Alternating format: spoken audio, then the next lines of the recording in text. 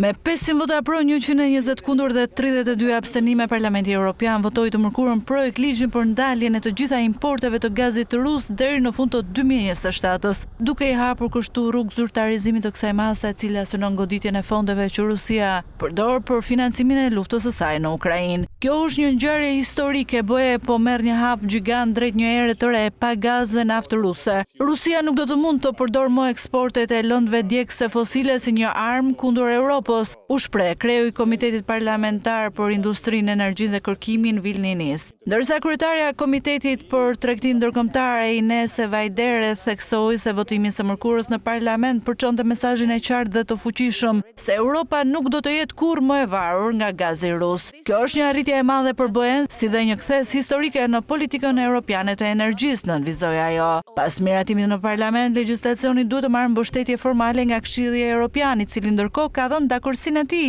dhe më pas të publikohet në gazetën zyrtare. Nën të, gazi i lëngshëm natyror rus nuk do të lejohet të hyjë në BE deri në fund të vitit të ardhshëm, ndërsa ai që transportohet përmes gazsjellësve do të ndalohet deri në 30 shtator të 2027-s. Ligji i ri parashikon gjoba që vendet anëtare duhet të vendosin ndaj operatorëve që veprojnë në kundërshtim me të. Operatorët ndërkohë do të duhet të paraqesin autoriteteve doganore dëshmi më të detajuara të vendit të origjinës së gazit që tregtojnë para se ky produkt të importohet ose magazinohet.